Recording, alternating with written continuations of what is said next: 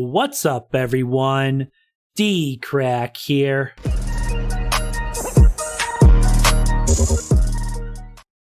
All right, we have another Mr. Nightmare video. This is his newest release. It says 3 true scary Halloween stories. Like always, guys, I'll link to the original video down below. If you're new, make sure and subscribe. Click the bell. We're working our way up to 45,000 subscribers, guys. We're almost at 45,000. I'm super excited. But let's check out 3 true scary Halloween stories by Mr. Nightmare.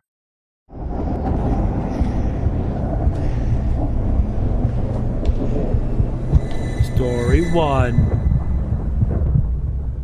Halloween used to be one of my favorite holidays. Now I kind of just enjoy it when I have a decent party to go to. In 2018, when I was a senior in college, It's really fun as a friend kid. Tracy's sorority was going to be throwing a big Halloween party at the sorority house. She said I could bring one friend since they didn't want too many outsiders at the party, so I invited my best friend Cody. We're very last-minute people when it comes to Halloween costumes. The party was that night and we didn't have anything. Cody was working late, so he'd have to meet me right before the party, so he asked me to get a costume for him and he'd just Venmo me the money. I ran to the nearby Spirit Halloween store that opened up like 5 minutes from my house. Spirit Halloween. I was just shotgunning it. I picked a Where's Waldo costume for myself and a Superman costume for Cody. Both 2 of the cheaper costumes they had. Everything was normal until I got to the cashier. I was on the phone with Cody telling him about the costume I got him and giving him details about the party. I told him which sorority it was, that Tracy got us the invite, gave him the address, and then he convinced me to pick him up instead of us just meeting, stuff like that. All of this was said as the cashier was watching me. He was some guy who was decently older than me, but because of his receding hairline, I couldn't put a gauge on it as to whether he was in his 30s or low 40s. He wore glasses though, and had a skinny-ish build and an awkward presence. As he rang up the 2 costumes, he had a comment something along the lines of, "Sounds like you have a fun party tonight, huh?" I chuckled and said yeah. Then he started asking more details, like if it's open invite, and had a comment about there being lots of girls.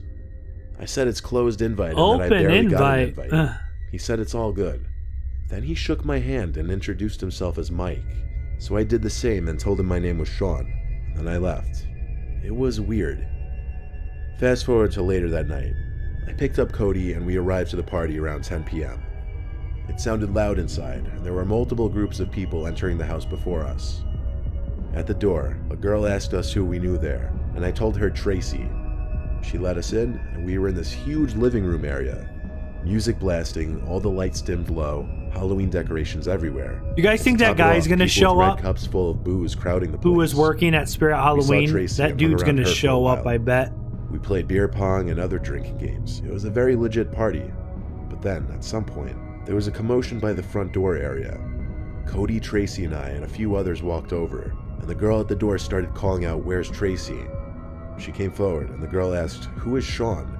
I said, "I am." What? And she asked me who that creepy guy we invited was. I was confused and said, "Who?" She described some older-looking man in a cowboy costume with a fake mustache. He apparently inappropriately touched one of the girls, trying to get her into a separate room, and she screamed for help. Oh and he took off my with something in his pocket. God, None of what? the guys chased after him or anything. Immediately, I thought of the cashier from Spirit Halloween. I told them about it, and everyone got even more creeped out.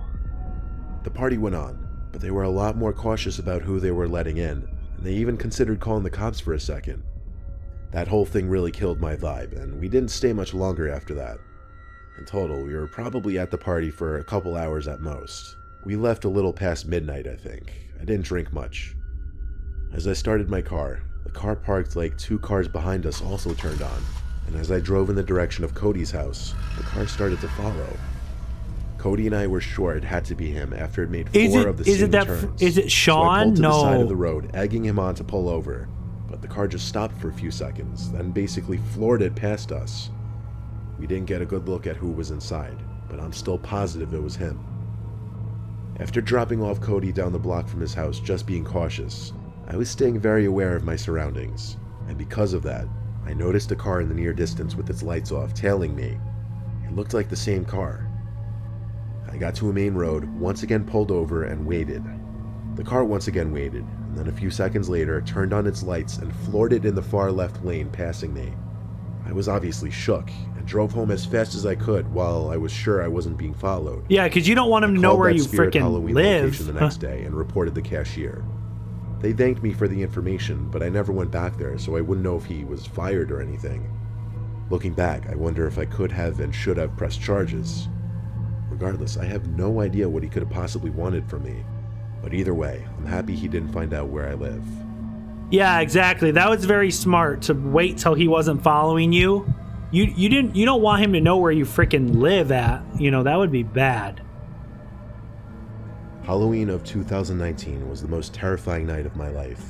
I live in Australia, and because we don't celebrate Halloween as enthusiastically, we don't get as many trick-or-treaters, around 5 or 6 people at most. I am personally a huge fan of Halloween though, to the dismay of my parents who would prefer not to acknowledge it. Obviously that leaves me in charge of putting up decorations and handing out candy.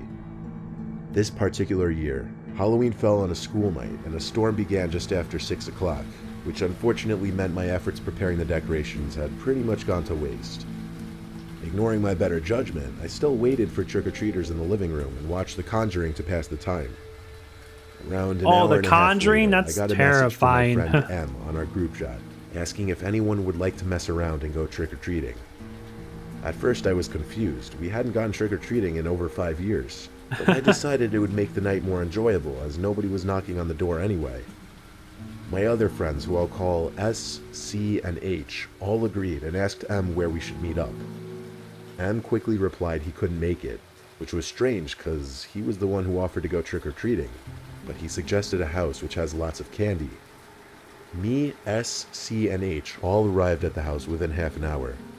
A large table with a pumpkin bowl filled with lollipops stood at the front porch, and after checking the windows to make sure we weren't being watched, we emptied the bowl between us, only leaving a few to avoid suspicion. As we turned around to leave, we were greeted by 2 men dressed as clowns approaching us up the driveway. Oh, hell They had no. huge painted smiles and tilted heads. No. I could tell we were all creeped out, and one of my friends screamed as they started bolting towards us, one squeaking its rubber nose as they chased. After running for what felt like an eternity, we finally lost them. We decided to go to M's house so we could discuss what just happened in a safe area. However, when M answered the door, he burst into laughter. "What the hell are you guys doing?" he said, confused. "You told us to go trick-or-treating. Can you just let us inside?" S replied. After sitting down on M's couch, we all soon realized M had lost his phone earlier that day, and a stranger had suggested the idea of going to that house. Oh, presumably some sort of trap for no. the clowns. Are you kidding me? After No. another half hour, I cautiously made it home by 9:30, finished my movie, and went outside to collect the candy bowl I set up. I was shocked to see the bowl was completely empty. However, my stomach turned when I saw a clown nose was now laying inside of it. I told my parents everything that happened. What? I showed them the clown Oh nose my that God. had been left at our house. That's They creepy. assured me it was just some Halloween prank.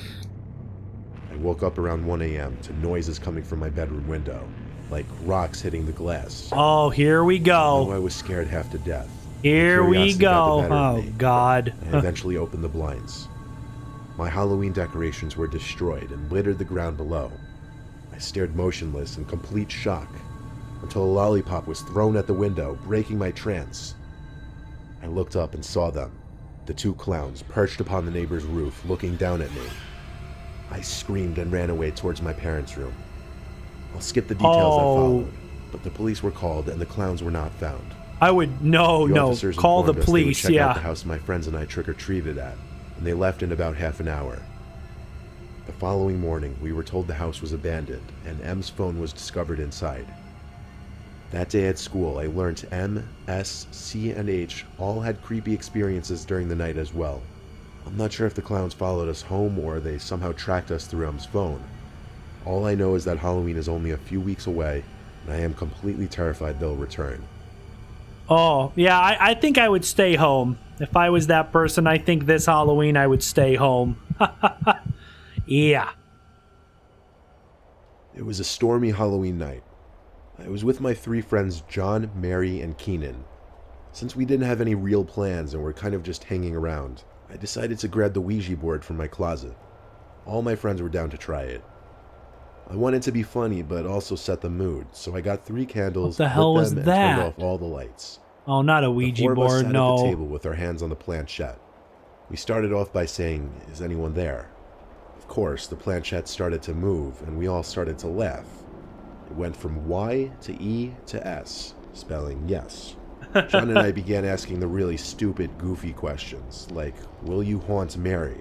And she kept begging us to stop.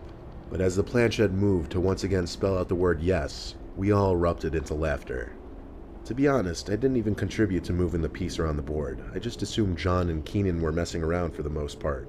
Oh. Then, without anyone asking a question, the planchette started moving to spell the words, "I'm inside the house." More laughs, until there was a huge, very obvious thump sound from directly upstairs. Like right over our heads. Oh, Most closely resembled a no. boot stomping on the floor. All of us jumped. Mary started screaming and freaking out. John, Keenan, and I didn't know whether to laugh or be freaked out. My parents weren't home. No one was except for me. We don't have any pets. Suddenly, the doorbell rang. Oh, God. We looked at each other. And I went to look through the peephole. Oh, no. I opened the door. It was a dad and his young son trick-or-treating under an umbrella. I opened the door and handed the kid some candies. But once I shut the door, it was back to the current reality of the situation, which was figuring out what the hell that sound was. I convinced all 3 of them to come upstairs with me just to check. We all got to the upstairs hallway. All that was on was a nightlight plugged into the floor outlet. We were halfway through the hallway, approaching my parents' bedroom, which was the room directly above the table we were sitting at, where we heard the noise. That's when we all heard the same thing. It was this voice of a girl. What was said, none of us could hear it, but all 4 of us agreed we heard the voice of a girl in my parents' room, what? followed by the sound of something being dropped on the floor. Mary and Keenan ran down the stairs freaked out, but not making a peep. John and I, however, approached the door. I opened it quietly and pushed it open slowly. This is creepy. I looked into the dark room, and I saw something tall standing in the far corner of the room. I slammed the door shut and we ran down the stairs. We stayed in the living room and flicked on the lights, and then noticed one of the candles by the Ouija board was blown out. No, I called the no, cops, no, and a few no. minutes later, when an officer arrived, I asked him to check my parents' bedroom. I led him up the stairs and pointed at the door. He knocked on it and announced police, then opened the door quickly and flicked on the light. He checked the closet, under the bed, nothing. That's when we followed and entered the room as well. No. I can confirm no one was in there. While we were at it, we checked every single bedroom and bathroom up there. There was not a single possible place anybody could be hiding. After the police officer left, we threw the Ouija board in the neighbor's garbage, and we all sat under the awning in my backyard, listening to the storm in silence until my parents returned. After telling the story to my parents together, eventually my friends left. My parents seemed to believe us, but what could they really do? I didn't sleep too well that night, and obviously I have no plans of using a Ouija board ever again. Oh, heck no. These Mr. Nightmare videos, like, I gotta stop watching them. I'm getting more and more creeped out. The more I listen and watch these, the more creeped out I get. Hope you guys enjoyed this reaction, though. Make sure and leave a like, leave a comment down below. Subscribe if you haven't yet. I would appreciate it, guys. It is October 20th, so we're getting closer and closer to Halloween. Yes. Guys, thanks for watching, and I'll see you next time. Peace.